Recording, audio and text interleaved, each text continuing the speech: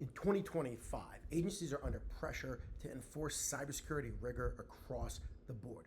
Between the CMMC rollout, stricter interpretations of the government contracting certification process, and renewed attention to supply chain security means that even small government contractors need to act like the bigger primes. So, what are we going to focus in on right now? Well, it's the International Traffic in Arms Regulations, ITAR for short. This is export controlled data, and guess what? This is front and center in 2025 and most likely continuing on through 2026. Here's what's happening, here's what it means for you, and here are the steps that you should have taken yesterday when this came out to stay in the game.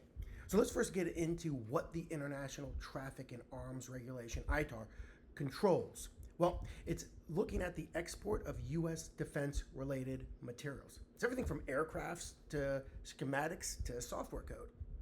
If you touch this kind of data as a contractor, you're expected to know the rules. And not always do you understand that you're actually accessing this type of data. So you need to follow them exactly. Protect it like national security depends on it, because it often does. Now, combine that with the Controlled Unclassified Information, CUI, the CMMC, which is a Cybersecurity Maturity Model Certification, and the new FAR rules, which, as many of you know, continue to come out and be modified. And what you get is a dense thicket of cybersecurity obligations that overlap and multiply. But here's where it gets critical. ITAR data on your servers, on the cloud, is almost always classified as CUI. That means DoD contractors must follow DFARS 252.204-7012 and possibly NIST SP 800-171 on top of all the ITAR rules. This isn't optional, it's baked into your contracts, and failure could mean fines, disbarment, or even criminal penalties. Now let's talk about that. What are the violations of ITAR and unlicensed export of defense articles? Well, it can lead to civil fines of up to $500,000 per violation, criminal penalties including up to 20 years in prison, and obviously debarment from government contracting. So what should you do today to be able to protect yourself? Well, think of this kind of as a starter roadmap to avoid an audit nightmare, but always make sure to check with your own professionals. First off, audit your data. Start by identifying and classifying what you handle. This is going to shape your compliance obligations. Secure your cloud. If you're using cloud platforms, which you probably are, make sure they're FedRAMP compliant and fully within the U.S. jurisdiction. No foreign national should have back-end access unless licensed. You got to implement access controls.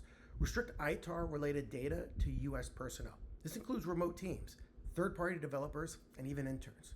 Now you got to train your team. Everyone handling sensitive data should understand the stakes. You got to build in ITAR awareness into your onboarding and annual compliance training. Document everything. Document everything. Keep records of who accessed what, when, and for what purpose. This is critical for audits, incident response, and due diligence with teaming partners.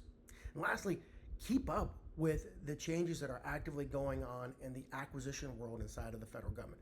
Review the FAR and DFAR clauses. Look out for key clauses like DFARS 252.204/7012 and 252.225.7048. This is export controlled items, right? Now, these often can have, like anything else in acquisitions, hidden landmines that you might hit. So make sure at the end of the day that you are focusing on ITAR compliance, cybersecurity maturity, and the necessary requirements that are coming out almost every single month that change something within the acquisition landscape of the federal government.